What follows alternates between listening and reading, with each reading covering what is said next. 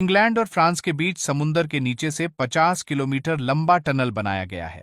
इस टनल को बनाते समय जरा सा भी पानी का लीकेज होता तो सारा समुंदर का पानी टनल में घुस जाता, सब कुछ तहस नहस हो जाता और किसी भी शख्स की बॉडी ढूंढनी मुश्किल हो जाती।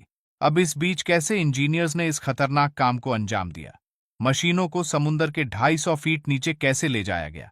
सब सवालों के जवाब आज हम आपको इस वीडियो के जरिए देंगे। इस टनल को बनाते समय यह फैसला हुआ कि इंग्लैंड और फ्रांस दोनों अपनी अपनी तरफ से टनल खोदेंगे। यह काम इतना बड़ा था कि 10 टीमों ने मिलकर इस काम को पूरा किया।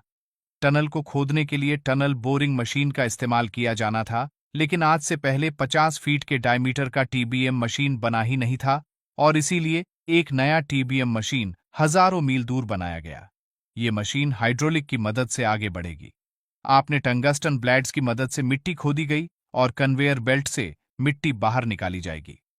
मिट्टी खोदने में खतरा था और इसीलिए पहले जांच हुई और पता चला कि इंग्लैंड वाली साइड एक चौकी लेयर है और वहां से पानी का लीकेज तो नहीं होगा, लेकिन फ्रांस वाली साइड जमीन के नीचे क्रैक्स बहुत थे और इसीलिए उस तरफ खुदाई के लिए खास तरह की टीबीएम मशीन बनाई गई, जो कि सबमरीन का काम भी करेगी और उससे अगर दुर्घटना भी हुई तो काम कर रहे लोग बच जाएंगे।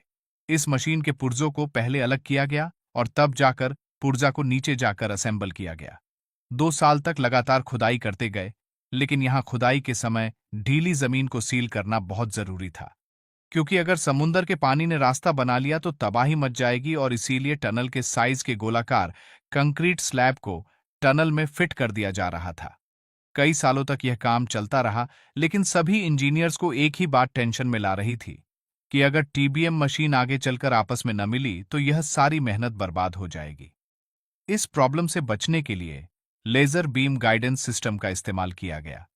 इसमें दोनों मशीन से एक दूसरे के साथ लेजर बीम के जरिए कनेक्ट थी और लेजर मार्कर पोजीशन चेक करी जाती थी। अगर किसी भी मशीन की डायरेक्शन जरा सी भी चेंज हो तो दूसरी मशीन खुद ब खुद इसके साथ ही अलाइन हो जाती थी। जब 100 मीटर रह गया तो इंजीनियर को यह चेक करना था कि यह लेजर गाइडेंस सिस्टम सही से काम कर भी रहा है या नहीं, और इसीलिए उन्होंने जब 100 मीटर बचा तो एक रोड को दूसरी साइड भेजा और इससे पता चल गया कि दोनों मशीनों में सिर्फ 10 इंच का ही फर्क है, जो कि इतना चल जाएगा। अब यहां पर 50 फीट के डायामीटर की मशीन थी और कंक्रीट स्लैब लगने के बाद टनल का डायमीटर सिर्फ 40 फीट ही रह गया था। अब इसका यह मतलब हुआ कि मशीन को ऐसे ही बाहर नहीं ले जाया जा सकता।